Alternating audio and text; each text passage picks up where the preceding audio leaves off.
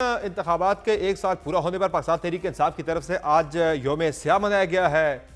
बाकी तो मुल्क के अंदर कोई इतनी बड़ी एक्टिविटी होती हुई नजर नहीं आई। पंजाब के अंदर तो दफ़ा 144 नाफिज थी, कुछ तहरीक इंसाफ के लोग गिरफ्तार भी हुए हैं। लेकिन सवाबी के अंदर पाकिस्तान तहरीक इंसाफ ने आज एक बड़ा इवेंट किया है, एक जलसा किया गया, जहाँ से एक मरतबा फिर से ऐलान किया गया है कि एक नई कॉल जो है, एक और कॉल का जल्द हाँ सब ऐलान करने वाले हैं। ये कॉल कब दी जाएगी और किस तरह की कॉल होगी, पहले की कॉल से कितनी मुख्तलिफ होगी कि इस मत पर जल्द तरीके साफ अचीव कर लेगी। बात करेंगे पाकिस्तान तरीके साफ के सीनियर रहनुमा लतीफ खोसा साहब से। बहुत शुक्रिया खोसा साहब, आपने ज्वाइन किया प्रोग्राम में। ये बताएगा कि आज फिर जुनैद अकबर साहब ने कहा है कि एक और कॉल खान साहब जल्द देने वाले हैं। तो पहले जो 3 कॉल्स पाकिस्तान तहरीक इंसाफ ने दी है उसमें पीटीआई ने क्या अचीव कर लिया है कि चौथी कॉल में आप वो अचीव कर लेंगे जो पहले आप नहीं कर सके, और इस मरतबा ऐसा क्या मुख्तलिफ होगा? देखें, हमने हर कॉल पर अपना जो है अहदाफ हासिल किया है। ऐसी बात बिल्कुल भी नहीं है कि हमने कुछ अचीव नहीं किया है। देखें, ये फिस्तायत की हुकूमत है। इनको जिस कदर इमरान खान ने एक्सपोज कर दिया है, इनके पॉलिटिकल कैपिटल ज़ीरो हो गया है इनका। 17 सीटें तो इनको पहले 2008 में, एक साल पहले 2024 को मिली थी, 8 फरवरी को 17 सीटें, और वज़ीर आज़म बना दिए गए। 180 सीटें जीतने वाला अडयाला जेल में है।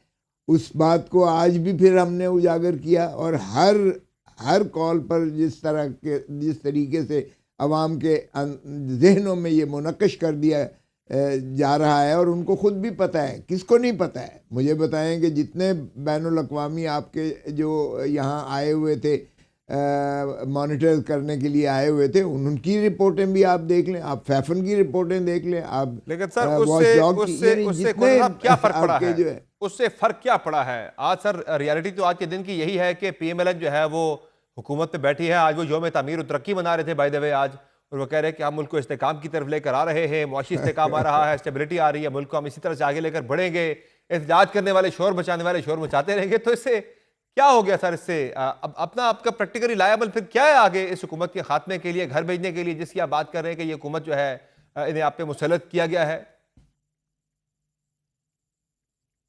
माशाअल्लाह, ज़रा आप इर्द गिर्द में जाके ज़रा कोई भी सर्वे करवा लें कि जो इनके फिगरेटिव जगलरी है, जो ये अहदाफ दे रहे हैं कि सिंगल डिजिट में इनका इन्फ्लेशन अफरात ज़र आ गया है, और पता नहीं इन्होंने कौन से जो है स्टॉक एक्सचेंज को जो है एवर हाईएस्ट कर दिया है, और रेमिटेंसेस इनकी जो है वो पता नहीं फ्लो कर रही हैं, और इनके ख़जाने भर गए। ज़रा पूछ लेना आवाम से जाकर कि उनको कोई धेले बराबर का फ़र्क पड़ा है या उनका जीना जीर्ण हो चुका है। रेमिटेंसेस तो आपकी कॉल के बावजूद जो है वो कम नहीं हुई है, बल्कि पिछले महीने तो बढ़ गई थी पहले से भी। ये आप फिगरेटिव जगलरी इस हुकूमत की देख रहे हैं ना। ये जो आदाद-ओ-शुमार सामने आए हैं, जो आदाद-ओ-शुमार सामने आए हैं, जो हमेशा आते हैं उसी तरह से सामने आए हैं। पिछले महीने की तो जो रेमिटेंसेस थी उनमें इजाफा हुआ है। जी बिल्कुल। अच्छा, तो उससे क्या आपका जो है इकोनॉमी स्टेबलाइज हो गई है? कॉल दे रखी थी कि रेमिटेंसेस नहीं भेजनी, तो मईशत स्टेबलाइज हो गई है। नहीं, देखें, वो भी हमारा लिमिटेड था। हमारा बिल्कुल ऐसा कॉल नहीं है कि जो है टोटल बैन कर दें। जाहिर है उनके खानवादे हैं, उनके यहाँ जो है हर चीज़, उनके स्टेक्स हैं बहुत ज़्यादा।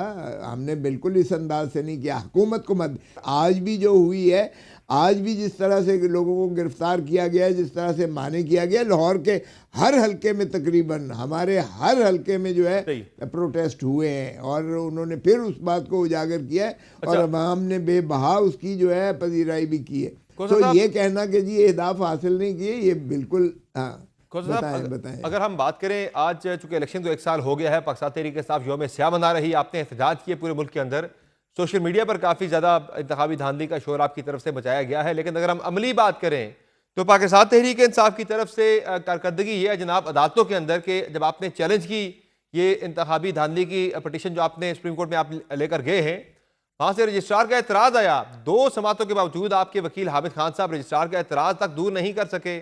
तो ये धांधली की पटिशन आपकी कैसे आगे बढ़ेगी? और दूसरा ये बताएं कि जो आपने हुकूमत से भी मुज़ाकरात में मुतालबात रखे थे, उसमें भी इंतखाबी धांधली का मामला कहीं था ही नहीं।